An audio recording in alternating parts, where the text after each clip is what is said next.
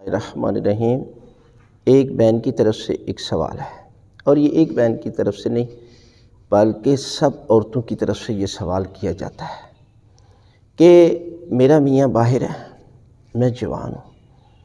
اور میری خواہش ہے، لہٰذا میں متع کر سکتی ہوں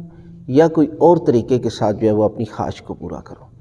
تو یہ یاد رکھیں، یہ شریعت مصطفیٰ ہے، اور اس شریعت کے لیے حضرت امام حسین علیہ السلام نے اپنی قربانی، اولاد کی، بہنوں کا پردہ اور سب کچھ قربان کیا تاکہ آپ کو دین بتایا جائے، اور وہ دین کے جس میں ماں باپ کا احترام ہے، شوہر کا احترام ہے، بیوی کا احترام ہے، بہن کا رشتہ ہے۔ امام حسین علیہ السلام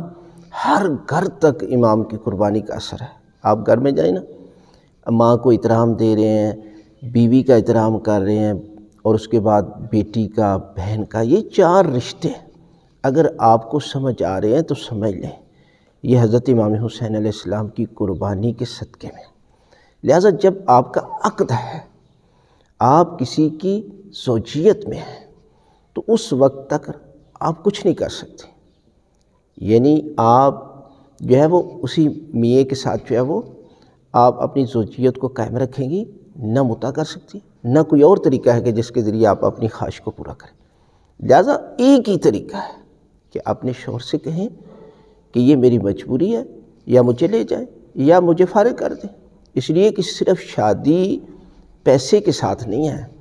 یہ تو حقوق پورے کرنے کا نام ہے، اور اسی لیے اللہ تعالیٰ نے قرآن مجید میں فرمایا کہ میاں بیوی سکون کا رشتہ ہے، رحمت کا رشتہ ہے، مودت کا رشتہ ہے،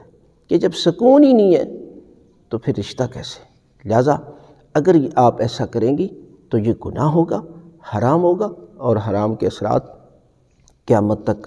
آپ پر اور آپ کی اولاد پر پڑیں گے۔